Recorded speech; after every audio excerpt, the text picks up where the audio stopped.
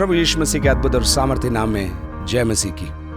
प्रभु का हम धन्यवाद देते हैं कि प्रभु ने ऐसा अवसर दिया कि प्रभु के वचन में से हम गहन अध्ययन मिलकर कर सकें। कलवरी के क्रूस के विषय में हमने अध्ययन किया। पवित्र सप्ताह में क्या क्या बातें घटित हुई उसके बारे में हमने अध्ययन किया। और आज प्रभु यीशु मसीह ने क्रूस पर से जो 7 वाणियां कहें उसके बारे में हम अध्ययन करने जा रहे हैं। इसको हम 2 सत्रों के अंदर करेंगे और मेरी ये प्रार्थना है कि आप हमारे साथ बने रहें ताकि प्रभु के वचन का अध्ययन और साथ ही साथ प्रार्थना मिलकर हम कर सकेंगे। चलिए पहले प्रार्थना करके इस अध्ययन को शुरू करते हैं। प्रभु यीशु मसीह हम आपका धन्यवाद देते हैं। कलवरी के उस महान बलिदान के लिए हम आपको बहुत बहुत धन्यवाद देना चाहते हैं। आपने हमसे प्रेम किया, आपने हमें चुन लिया और अपना बना लिया, इसलिए हम आपको धन्यवाद देते हैं। हमसे बात करिए और आपकी 7 वाणियों से आप हमें एक बार और ताज़ा करिए। यीशु मसीह के नाम से मांगते हैं, आमीन। पहली वाणी प्रभु यीशु मसीह की लूका रचित सुसमाचार 23 अध्याय के अंदर हमको मिलती। 3 वाणियां हमको लूका के अंदर से मिलेंगी, 3 यूहन्ना से मिलेंगी और फिर 1 मरकुस से भी मिलेगी। ऐसे 7 वाणियों को हम अलग अलग सुसमाचारों में से लेकर उनको क्रमबद्ध तरीके से देखने का प्रयास करेंगे। लूका रचित सुसमाचार 23 अध्याय उसकी 34 आयत में इस प्रकार लिखा है, तब यीशु ने कहा, ये क्रूस पर से कहे गए शब्द हैं, इसलिए आप उनको ध्यान से सुनिएगा। तब यीशु ने कहा, हे पिता, इन्हें क्षमा कर, क्योंकि ये जानते नहीं हैं कि क्या कर रहे हैं। और उन्होंने चिट्ठियां डालकर उसके कपड़े बांट लिए। यीशु क्रूस पर चढ़ाया गया था और उसके साथ निर्मम तरीके से, निर्दयी तरीके से उसके साथ व्यवहार किया गया था। और इतना ही नहीं, कांटों का मुकुट उसके सिर पर पहनाया गया था। और वे लोग अलग अलग तरीकों से यीशु को जलील करने का प्रयास भी कर रहे थे। इसके बीच में प्रभु यीशु मसीह ये अद्भुत कथन को कहता है। क्या कहता है? हे पिता, इन्हें क्षमा कर, क्योंकि ये जानते नहीं कि क्या कर रहे हैं। प्रभु यीशु मसीह किसकी बात कर रहा था? क्या यहूदियों की बात कर रहा था? महायाजक की बात कर रहा था? यहूदी इस्करियोतियों की बात कर रहा था? शायद उन सब की बात कर रहा था और साथ साथ रोमी साम्राज्य के उन सैनिकों की भी बात कर रहा था जो अपने कार्य को कर रहे थे। लेकिन मैं सोचता हूं प्रभु यीशु मसीह मुझे और आपको भी याद कर रहा था जब उसने कहा, हे पिता, इन्हें क्षमा कर, क्योंकि ये जानते नहीं ये क्या कर रहे हैं। पिछले एक सत्र में मैंने आपको बताया था, इन लोगों ने ही यीशु को क्रूस पर नहीं चढ़ाया, मेरे पापों ने यीशु को क्रूस पर चढ़ाया। उन सारी बातों के साथ साथ अब मैं भी मानो उनके साथ गुनहगार हूं कि मैंने परमेश्वर के पुत्र को क्रूस पर चढ़ाया। लेकिन यीशु के कथन क्या है? हे पिता, इन्हें क्षमा कर, क्योंकि ये जानते नहीं ये क्या कर रहे हैं। लूका रचित सुसमाचार 6 अध्याय के अंदर प्रभु यीशु मसीह ने क्षमा के बारे में और विशेषकर अपने बैरियों को, अपने शत्रुओं को क्षमा करने के बारे में हमें सिखाया है। लूका रचित सुसमाचार 6 अध्याय उसकी 27 और 28 आयतें देखिए क्या लिखा है। परंतु मैं तुम सुनने वालों से कहता हूं कि अपने शत्रुओं से प्रेम रखो, जो तुमसे बैर करें उनका भला करो, जो तुम्हें श्राप दें उनको आशीष दो, जो तुम्हारा अपमान करें उनके लिए प्रार्थना करो। प्रभु यीशु मसीह की शिक्षाएं इस पृथ्वी की शिक्षाओं से बिल्कुल अलग थी। अगर लोग कहते थे बदला लेना जरूरी है, नहीं तो तुम कमजोर पाए जाओगे, प्रभु यीशु मसीह सिखाता है, नहीं, बदला लेना तुम्हारा काम नहीं है, तुम्हारे परमेश्वर का काम है। इसलिए प्रभु ने वहां सिखाया, अपने शत्रुओं से प्रेम करो। और न केवल प्रभु यीशु मसीह ने हमें शिक्षाएं दी हैं, प्रभु यीशु मसीह ने अपने जीवन से उन शिक्षाओं को हमें सिखाया है। एक बात है हम किसी से कुछ सुने, लेकिन एक और बात है जब हम व्यक्ति से सुने और उसके जीवन में उसी बात को हम देखें। बहुत जरूरी है इस बात को समझना। प्रभु यीशु मसीह ने न केवल हमको सिखाया, लेकिन हमको सिखाने के साथ साथ अपने जीवन में करके दिखाया। तो यदि 6 अध्याय में उसने कहा था अपने शत्रुओं से प्रेम रखो और जो तुमसे बैर करे उनका भला करो, तो क्रूस पर जिन्होंने उसको दुख दिया था, दर्द दिया था, अपमान किया था, बदनाम किया था, उन्हीं लोगों के लिए पिता से यीशु मसीह क्या कह रहे हैं? हे पिता, इन्हें क्षमा कर, क्योंकि ये जानते नहीं कि ये क्या कर रहे हैं। लूका 11 के अंदर प्रभु यीशु मसीह ने जब प्रार्थना अपने शिष्यों को सिखाई, तब भी वहां पर हमें क्षमा करने के लिए कहा गया है। 11 के 2 से आगे जो प्रार्थना यीशु ने अपने शिष्यों को सिखाई, वहां पर इस प्रकार लिखा है, हे पिता, तेरा नाम पवित्र माना जाए, तेरा राज्य आए, हमारे दिन भर की रोटी हर दिन हमें दिया कर और हमारे पापों को क्षमा कर, क्योंकि हम भी अपने हर एक अपराधी को क्षमा करते हैं, और हमें परीक्षा में न ला। प्रभु यीशु मसीह जब शिष्यों को प्रार्थना सिखा रहे थे, वो ये अनुमान लगा रहे हैं, वो ये मान रहे हैं कि उनके शिष्य उनके कहे हुए पर चलेंगे और उनके अपराधियों को वो निरंतर निरंतर निरंतर क्षमा करते चले जाएंगे। प्रभु यीशु मसीह ने अपने शिक्षाओं के अंदर प्रेम के बारे में बहुत सिखाया है, लेकिन प्रेम के साथ साथ क्षमा करने के बारे में भी बहुत गहराई से प्रभु यीशु मसीह ने सिखाया। और उसी के चलते मत्ती 18 के अंदर आप एक निर्दयी सेवक की कहानी को आप पढ़ते हैं। 18 अध्याय मत्ती 18 के अंदर एक वृतांत है, 23 आयत से आगे मैं आपके लिए पढ़ूंगा। इसलिए स्वर्ग का राज्य उस राजा के समान है जिसने अपने दासों से लेखा लेना चाहा। जब वह लेखा लेने लगा तो एक जन उसके सामने लाया गया जो 10,000 तोड़े का कर्जदार था। जबकि चुकाने को उसके पास कुछ न था, तो उसके स्वामी ने कहा, ये और इसकी पत्नी और बाल बच्चे और जो कुछ इसका है सब बेचा जाए और कर्ज चुका दिया जाए। इस पर उस दास ने गिरकर उसे प्रणाम किया और कहा, हे स्वामी, धीरज धर, मैं सब कुछ भर दूंगा।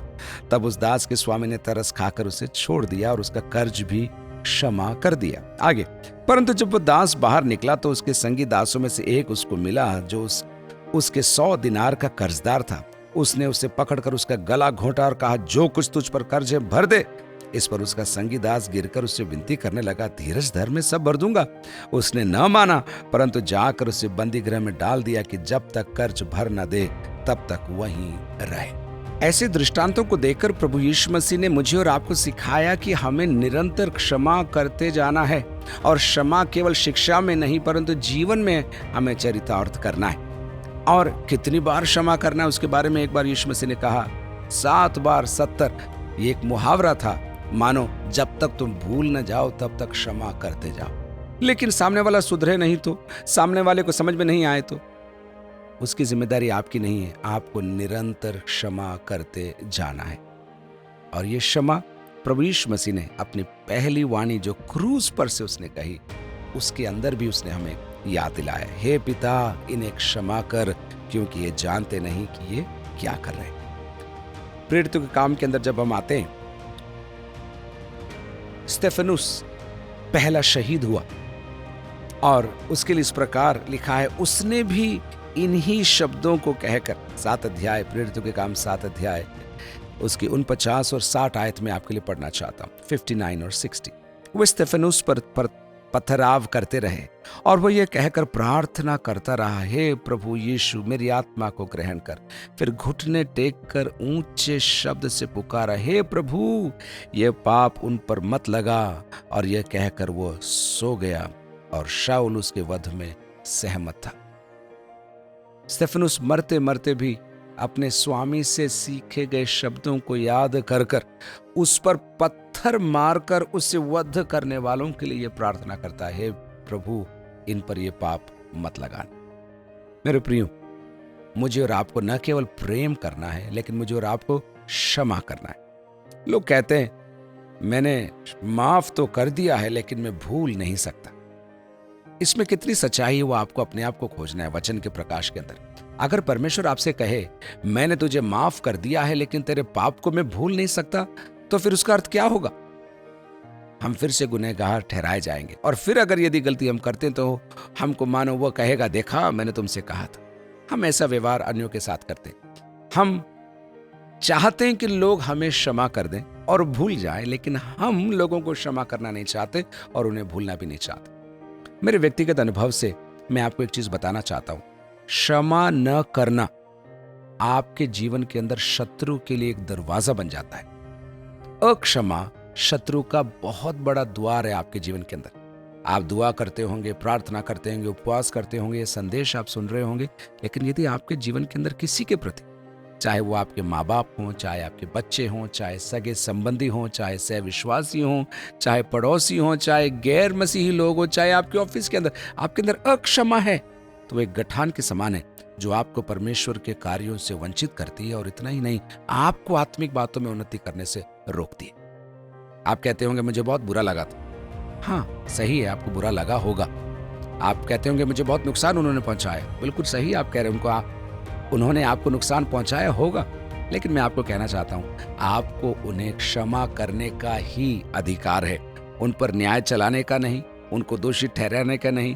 आपको उनको निरंतर क्षमा करते जाना है, क्योंकि यीशु की सिखाई प्रार्थना में उसने हमसे कहा, जैसे हम हमारे अपराधियों को क्षमा करते हैं, वैसे ही आप भी हमारे अपराधों को क्या करिए, क्षमा करें। आपके जीवन के अंदर आज ऐसा कोई जन तो नहीं जिसे क्षमा करने की जरूरत है? आप कहते हैं नहीं नहीं नहीं, मैंने भुला दिया है। नहीं नहीं, भुलाने की बात नहीं हो रही। आपने दिल से, जुबान से उनको क्षमा किया है कि आप उनसे एक बार और आंख में आंख डालकर प्रेम से बात कर सकते हैं? अगर नहीं, तो आज इस पवित्र सप्ताह के इस संदेश को आप सुनते समय मैं आपको आमंत्रित करता हूं कि आप उन्हें क्षमा करें और प्रभु से अनुग्रह मांगे। देखिए, प्रभु आपसे वही करने को कहेगा जिसकी सामर्थ वो आपको देगा। एक बार और कहूं, परमेश्वर आपसे वही करने को कहेगा जिसकी सामर्थ आपको वो देगा और आप उसे लेने को तैयार होंगे। उदाहरण के लिए, अगर वो कहता है बेटा बेटी तुझे उसको क्षमा करना है, तो परमेश्वर आपको वो अनुग्रह देगा कि आप उन्हें क्षमा कर सकें।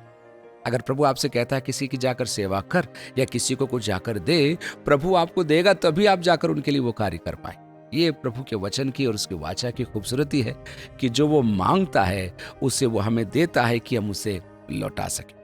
आगे हम चलते, अब आते हैं हम दूसरी वाणी, क्रूस पर यीशु ने कही हुई दूसरी वाणी। लूका रचित सुसमाचार उसके 23 अध्याय की 43 आयत में हमको वो देखने को मिलती है। वहां लिखा है, उसने उससे कहा, यीशु ने उस मन फिराने वाले कुकर्मी से जो उसके साथ क्रूस पर टंगा हुआ था, उसने उससे कहा, मैं तुझसे सच कहता हूं कि आज ही तू मेरे साथ स्वर्गलोक में होगा। आज ही तू मेरे साथ स्वर्गलोक में होगा। प्रभु यीशु दर्द में हैं, अपने प्राणों को वो छोड़ने पर हैं।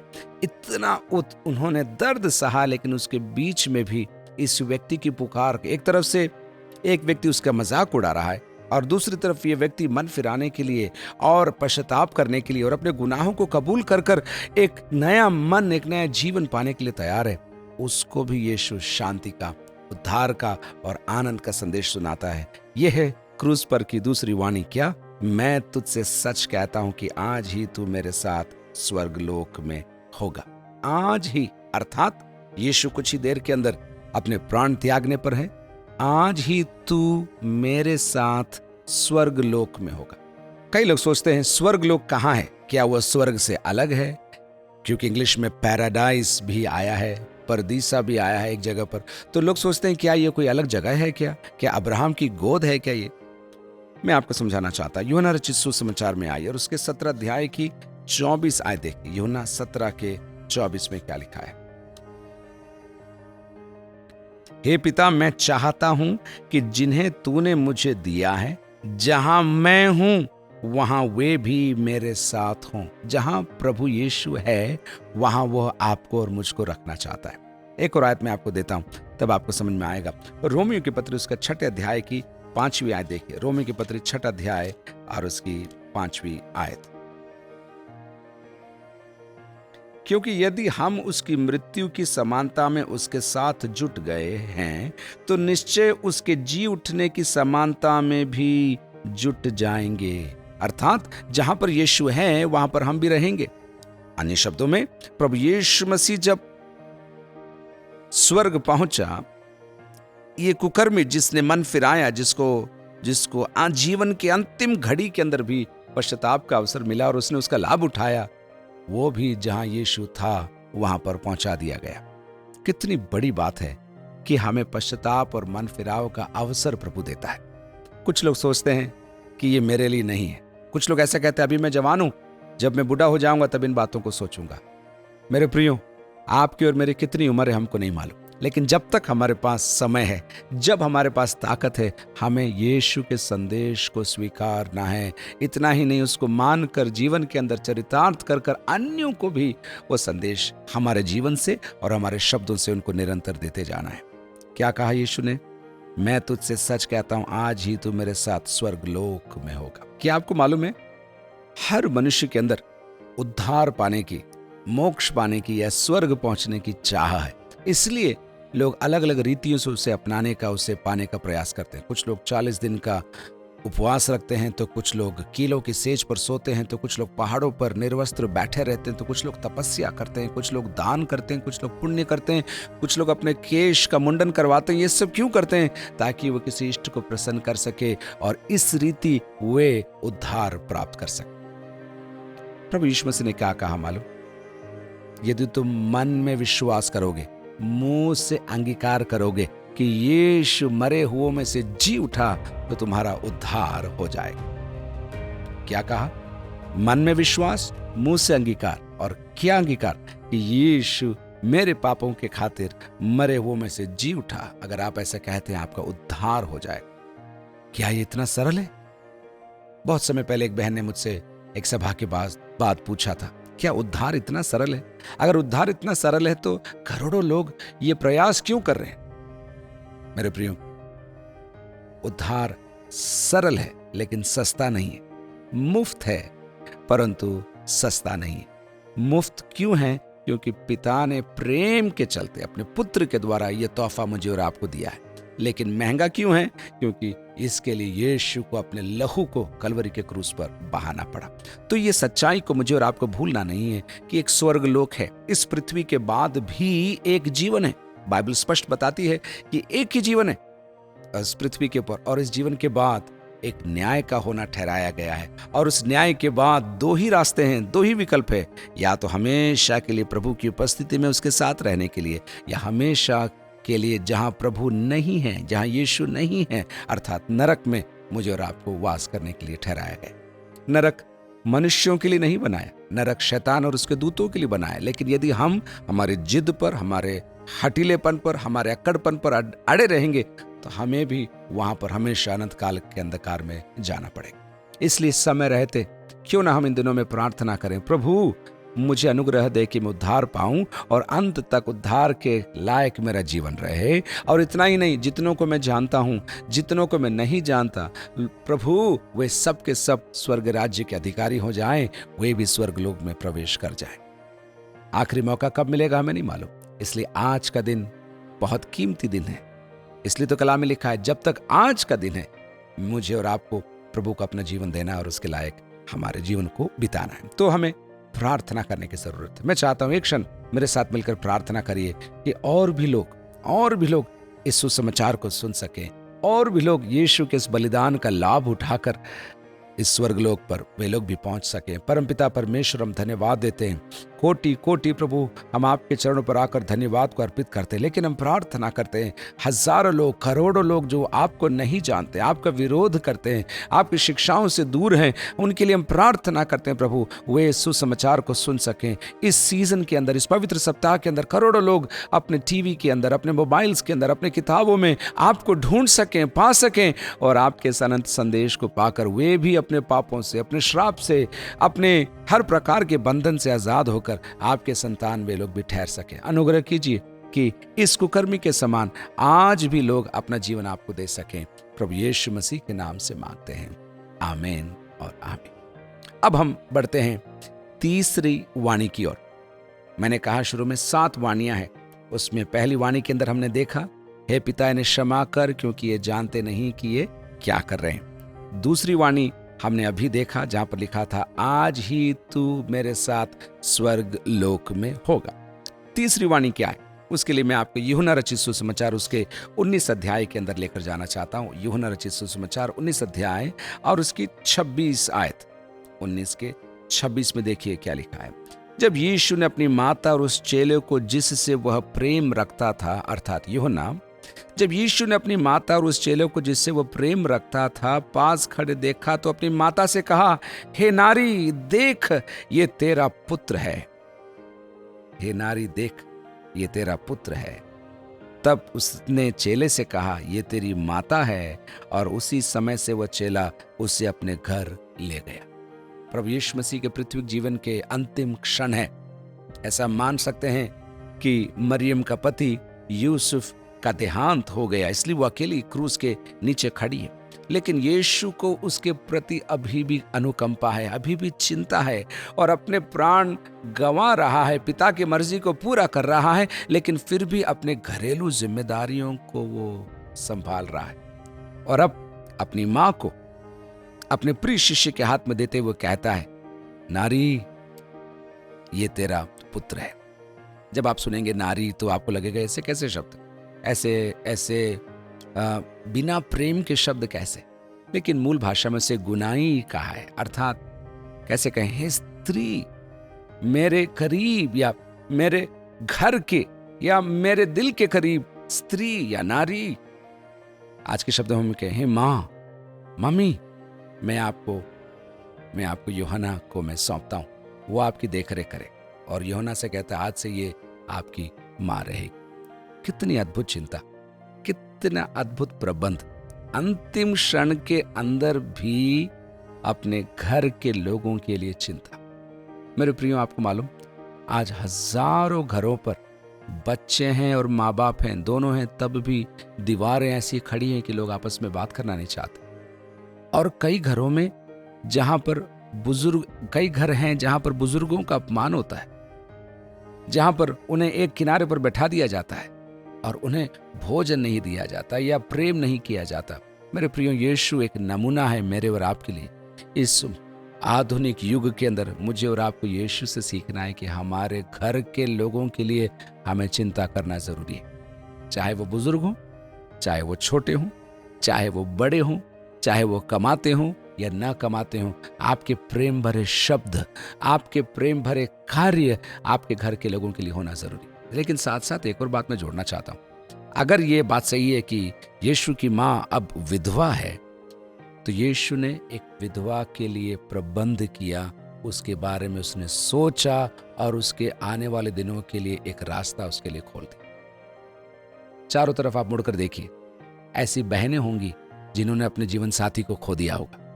हमें उनकी देखरेख करने की जरूरत है, उनकी चिंता करने की जरूरत है। हाँ, कुछ सीमाएं हैं, उनका सम्मान हमें करना है, लेकिन उन सीमाओं के चलते कहीं ऐसा ना हो कि हम उनसे दूर हो जाए।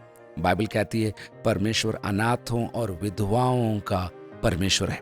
अगर यदि वो सच है, तो अगर आप परमेश्वर की ओर से उनके लिए खड़े रहेंगे, उनके लिए कहेंगे, उनकी सेवा करेंगे, उनकी मदद करेंगे, उनके लिए हाथ आप बढ़ाते हैं, मैं कहता हूं आप सच्चे मसीह जीवन का एक उदाहरण आप प्रस्तुत कर रहे हैं। हाँ, हे नारी, देख, ये तेरा पुत्र है। मेरी ये प्रार्थना है कि यीशु की जो ये तीसरी वाणी है जो उसने क्रूस से कही, मेरे और आपके जीवन में भी पूरी होने पाए। हम बहनों को, निस्सहाय लोगों को, बच्चों को, बुजुर्गों को प्रेम की दृष्टि से देखें। और इतना ही नहीं, प्रेम ही नहीं, लेकिन प्रेम के चलते एक और कदम आगे बढ़कर उनके लिए प्रबंध करने वाले हम बने। हमारे हाथ उनको बल देने वाले बने, हमारे शब्द उन्हें हियाव और हिम्मत देने वाले बने, हमारे कार्य और हमारी कोमलता उन्हें अनुग्रह देने वाले बनने पाए। एक क्षण इसके लिए भी अपन प्रार्थना करते हैं। प्रभु जी, हम प्रार्थना करते हैं प्रभु, इस तीसरी वाणी को सुनकर हम ये मानते हैं प्रभु, कई बार हमने ऐसे जिन्हें हमारी मदद की ज़रूरत है, हमने उनको ठुकरा दिया प्रभु, हमने हमारा मुंह मोड़ लिया, क्योंकि वे हमारा समय लेते हैं, वे हमारा धन लेते हैं और हमको अच्छा नहीं लगता। हमको हमारे कुछ खुद के काम करने होते हैं, इसलिए हम उन्हें समय देना नहीं चाहते। प्रभु, हमें क्षमा कर और अनुग्रह दे कि आपके वचन के चलते, आपके वचन की गहराई को समझकर ऐसे लोगों की मदद हम निरंतर करते रहें। प्रभु, अनुग्रह दीजिए कि आपके वचन के आधार पर जैसे आपने अपनी माता के लिए प्रबंध किया, वैसे हम अन्यों के लिए भी प्रबंध करें और हमारे घर के लोगों की भी देख रेख हम कर सकें। प्रभु, प्रार्थना करते हैं प्रभु, और आत्मिक घर की भी हम देख रेख कर सकें। जहाँ जिस कलीसिया के हम भागी हैं, वहाँ पर हम मुड़कर इधर उधर देखें और लोगों को ढूंढें जिन्हें हमारे प्रोत्साहन की, हमारे शब्द की, हमारे कपड़ों की, हमारे भोजन की, हमारे आंसुओं की जरूरत है, उनको हम हाथ बढ़ाकर मदद कर सके। प्रभु, आप हमारी सहायता करें, यीशु मसीह के नाम से मांगते हैं, आमीन। तो हमने इस सत्र के अंदर 3 वाणियों को देखा। पहला, हे पिता, इन्हें क्षमा कर क्योंकि ये जानते नहीं है कि ये क्या कर रहे हैं, जो कि लूका रचित सुसमाचार 23:34 में हमने देखा। उसके बाद हमने दूसरी वाणी देखा, आज ही तू मेरे साथ स्वर्ग लोक में होगा, जो कि लूका 23:43 में हमें मिलती। और फिर तीसरी वाणी हमने देखा, हे नारी, देख, ये तेरा पुत्र है और ये तेरी माता है, अब जो हमें यूहन्ना रचित सुसमाचार 19 अध्याय की 26 आयत में मिला। बाकी के 4 वाणियों को हम अगले सत्र के अंदर देखेंगे। प्रभु आपको बहुत आशीष दे।